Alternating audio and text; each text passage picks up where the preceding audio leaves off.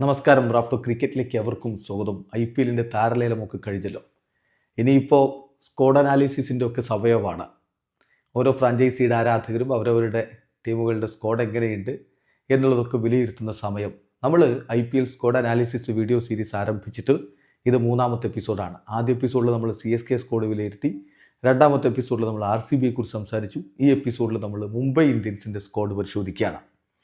ഓപ്ഷനിലേക്ക് വളരെ ചുരുങ്ങിയ തുകയും കൊണ്ടുവന്ന ടീമാണ് മുംബൈ ഇന്ത്യൻസ്. അതിൻ്റെ അർത്ഥം എന്താണെന്ന് വെച്ചാൽ അവരുടെ സ്ക്വാഡ് കഴിഞ്ഞ തവണ തന്നെ സ്ട്രോങ് ആണ്. അതവർ അത്രയധികം വിശ്വാസം അർപ്പിക്കുന്നു. അതവർ അതേപോലെ നിലനിർത്തിയിട്ടുണ്ട്. പിന്നെ അല്ലറ ചില്ലറ കുറച്ച് കാര്യങ്ങളൊന്ന് ഫില്ല് ചെയ്യണം. 4-5 സ്ലോട്ടുകൾ മാത്രം ഫില്ല് ചെയ്യാൻ വേണ്ടി അവർ ഓപ്ഷനിലേക്ക് വന്നു. വെറും 10 താരങ്ങൾക്ക് വേണ്ടി മാത്രമാണ് അവർ ലേലത്തിൽ പങ്കെടുത്തത് എന്ന കാര്യം കൂടി ശ്രദ്ധിക്കുക. അതിൽ അവർക്ക് ക്വിൻ്റൻ ഡി കോക്കിനെയും അഥർവ അങ്കുലേക്കറിനെയും ബേസ് പ്രൈസിന് ലഭിച്ചു. ഇപ്പോൾ ക്വിൻ്റൻ ഡി കോക്കിൻ്റെ കാര്യത്തിൽ ശ്രദ്ധിക്കേണ്ട കാര്യം അവരുടെ പഴയ താരമാണ്. അദ്ദേഹത്തെ അവർ എത്തിക്കുമ്പോൾ ജയവർദ്ധൻ ഇന്നലെ പറഞ്ഞത് Quinton de Kock gives us depth at the top എന്നാണ്. ടോപ്പിൽ ഞങ്ങൾക്ക് ക്വിൻ്റൻ ഡി കോക്ക് കുറച്ചുകൂടി ഡെപ്ത് നൽകും എന്ന് അദ്ദേഹം പറയുന്നു. അതിന് കാരണമുണ്ട്. കാരണം അവരുടെ ബാറ്റേഴ്സിൻ്റെ കൂട്ടത്തിൽ ഇപ്പം റിക്കിൾട്ടൺ, ക്വിൻ്റൻ ഡി കോക്ക് ഇങ്ങനെയുള്ള താരങ്ങൾ വരുമ്പോൾ ഒരു ബാക്കപ്പ് അവിടെ കിട്ടുന്നു, ഒരു ഡെപ്ത് അവിടെ കൂടുതലായിട്ട് കിട്ടുകയാണ്. റിക്കിൾട്ടൻ്റെ കറണ്ട് ഫോം ഇത്തിരി ആശങ്കാജനകമാണ്. അതുകൊണ്ട് തന്നെ QDKയുടെ വരവ് അവരുടെ ഡെപ്ത് വർദ്ധിപ്പിക്കുമെന്ന കാര്യത്തിൽ തർക്കമില്ല. അപ്പം അവരുടെ ടീമിൽ പ്ലെൻറ്റി ഓഫ് ഓൾറൗണ്ടേഴ്സ് ഉണ്ട്. ആ ഓൾറൗണ്ടേഴ്സിനെ ബാറ്ററായിട്ട് മാത്രമായിട്ട് വേണമെങ്കിൽ കളിപ്പിക്കാം, ബൗളറായിട്ട് മാത്രമായിട്ട് ഉപയോഗപ്പെടുത്താം എന്ന തരത്തിലുള്ള താരങ്ങൾ അവിടെയുണ്ട്. ഇത് വളരെ വളരെ സ്ട്രോങ് ആയിട്ടുള്ള ഒരു സ്ക്വാഡാണ് എന്ന കാര്യത്തിൽ തർക്കമേ വേണ്ട. അവരുടെ സ്ക്വാഡ് നമ്മളൊന്ന് എടുത്തു നോക്കിയാൽ ബാറ്റേഴ്സ് മാത്രമായിട്ട് രോഹിത് ശർമ്മ, സൂര്യകുമാർ യാദവ്, ഡാനിഷ് മലേവാർ എന്നിവരാണ് ഇപ്പോൾ ഉള്ളത്. എന്നാൽ വിക്കറ്റ് കീപ്പേഴ്സായിട്ടോ Robin Minz, Ryan Rickelton, Quinton de Kock. ഓൾറൗണ്ടേഴ്സായിട്ട്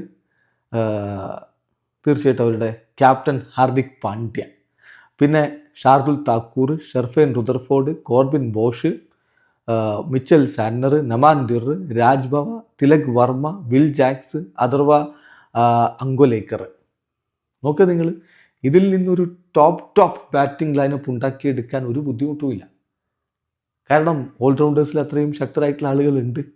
ഇപ്പോൾ Rohit Sharma, Quinton de coke, Suryakumar Yadav, number 4 Tilak Varma, പിന്നാലെ ഹാർദിക് പാണ്ഡ്യ, നമാൻ ദിർ, ഷെർഫേൻ റുദർഫോർഡ് വരുന്നു.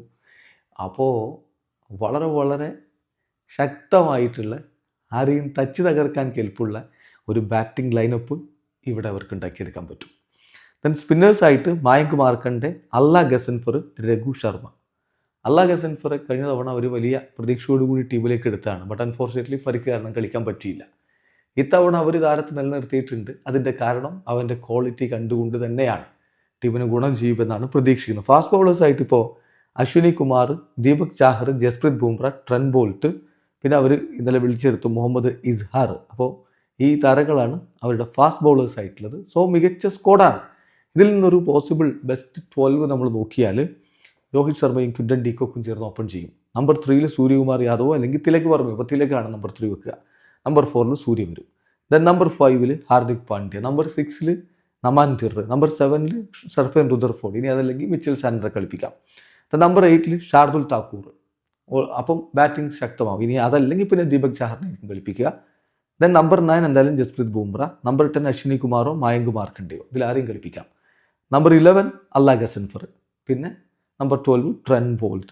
നോക്കുക, പ്ലെൻറ്റി ഓഫ് ഓപ്ഷൻസ് അവർക്ക് അവൈലബിൾ ആണ്. അതിൻ്റെ ഒരു കാരണം ഈ ഓൾറൗണ്ടേഴ്സിൻ്റെ ഡെപ്ത് തന്നെയാണ്. അവരെ ബാറ്ററായിട്ടും അല്ലെങ്കിൽ വെറും ബൗളറായിട്ടും ഒക്കെ ഉപയോഗപ്പെടുത്താൻ പറ്റുന്ന താരങ്ങൾ അവർക്കുണ്ട്. സോ ഈ സ്ക്വാഡിന് നമ്മൾ എക്സലൻറ്റ് മാർക്കായിരിക്കും കൊടുക്കുക. സോ മികച്ച സ്ക്വാഡും കൊണ്ട് തന്നെയാണ് ഇത്തവണ മുംബൈ ഇന്ത്യൻസ് വരുന്നത്. പഴയ പ്രതാപത്തിലേക്ക് അവരെ തിരികെ കൊണ്ടുപോകാൻ ഈ സ്ക്വാഡിന് കഴിയുമോ, അതാണ് അറിയേണ്ടത്. അതിനൊക്കെ അപ്പുറം ആരാധകർ വളരെ ഹാപ്പിയാണ്. കാരണം QDK കൂടി കൊണ്ടുവന്നപ്പോൾ ആ പഴയ ഓർമ്മകളിലേക്ക് രോഹിത്തും QDKയും ചേർന്നുള്ള ഓപ്പണിംഗ് കൂട്ടുകെട്ട്, പിന്നാലെ വന്ന് പൊളിച്ചെടുക്കാൻ സൂര്യയെ പോലുള്ള താരങ്ങൾ, തിലക് വർമ്മയുണ്ട്. ഇഷാൻ കിഷനെ ആയിരിക്കും ഇപ്പോൾ അവർ മിസ് ചെയ്യുന്നുണ്ടാവുക.